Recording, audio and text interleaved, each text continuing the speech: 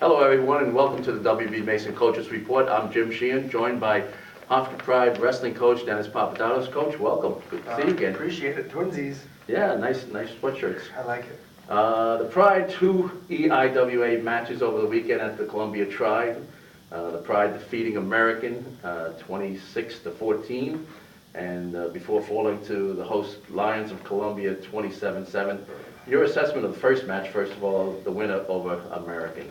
I didn't feel like we matched up well with American. I actually thought that, first of all, their head coach is actually honestly one of my best friends. One of the guys I talk to often. I thought we were a little better than them, but I didn't like the matchups. And we won some of the matchups that I was concerned with, so that's good. And I don't think we really lost any that I wasn't kind of mentally prepared almost to lose. Not that I wanted to lose it, but I knew who they had and who we had, and, you know. So it was good. It was good that we probably stuck some more wins out than I was, nervous about getting there. And I thought we competed pretty well. And it was nice to get a victory over another program that over the last 10 years has had good success. The Pride losing only 2 matches in the American match. What match surprised you the most? Of the American match, I was happy with Travis beating Terrell, because that kid's good. His older brother's good. Obviously, the older brother's a 25-pounder, and he's a true freshman. They're both true freshmen. We came up a weight. That Terrell kid's got some good wins, and I was happy with how Travis stayed where he's good, found a way to win his points, and it was a good victory for sure. It was definitely good with that one, and Frank. Even though Frank had not to put the kid down on paper, a lesser opponent, Frank went out and tech folded him, so scored a lot of points, and I like when we get a lot of points. Cody Rogerello, Michael Hughes with pins on the day, and the Pride rolls to the victory. Now the second match, not so good. Tell us about that match. Flat, and that's part of my, I would say, concern is you got to be able to repeat performances. American had a match. American wrestled Columbia before we wrestled Columbia, and they had a close match. It was down to the last match, and Columbia won the last match and won the duel. And then all of a sudden we beat American pretty handily, and then Columbia steamrolls us. You know what I mean?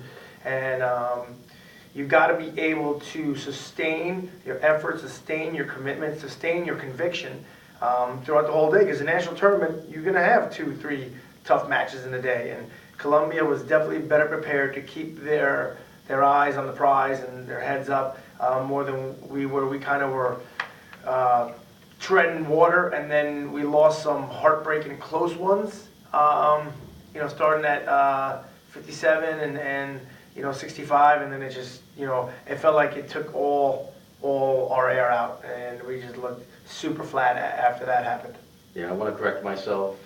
It was the Columbia match where Hofstra won 2 matches. American had won 4 matches in the first match. I was going to say. Yeah. Anyway, is there anything, the layover? I know you weighed in at 12 o'clock, and then your first match was 3 o'clock, and then the second match at 5 o'clock. Was there anything for that layoff, so to speak, for the Columbia match? No, I don't believe in making excuses.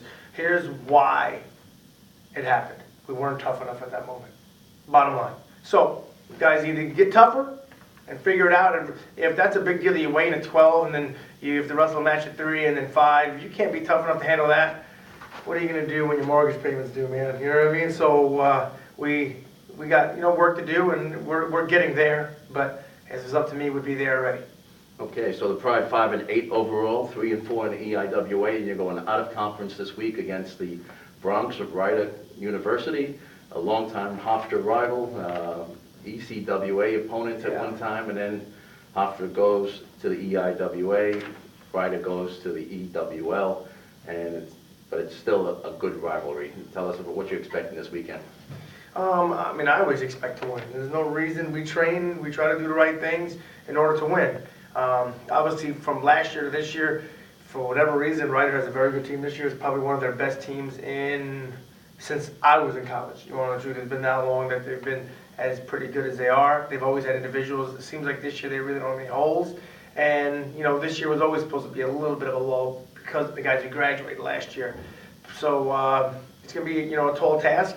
We'll see if we have our whole lineup in, because they got some guys that can wrestle, and we got some guys that can wrestle. And, you know, like I said, it's a home match. I expect to win, but Ryder's definitely on an upswing this year than they were last year. I don't know if Hofstra beat them last year or not, but they're a good, well-coached, been there forever. Their two coaches, you know, actually there are three coaches, but their two coaches have been there forever, care, you know, bleed Ryder colors, and it's a big deal for them to beat Hofstra. So they're going to come in swinging.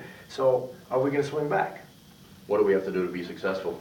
Like I said, you know, same thing. Believe in our process. Stay consistent to the process. Even when you take a step backwards, if you let that, you know, sting you, you ain't gonna make it. You ain't gonna make it in the sport. You ain't gonna make it in life. So we talk about just keep doing the same things. Even when we had a huge, I felt Columbia was a huge letdown.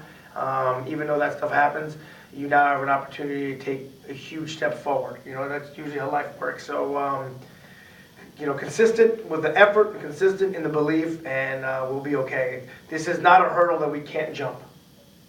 And congratulations to Cody Rogerello, who was named the GoHofstra.com Student Athlete of the Week. He posted 2 wins last weekend along with Jamel Hudson.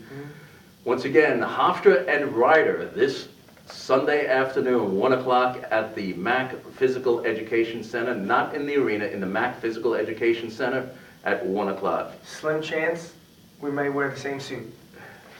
Coach, thanks for your time. You're welcome. Good luck this weekend. And thank you for watching the WB Mason Coaches Report on GoHofstra.com.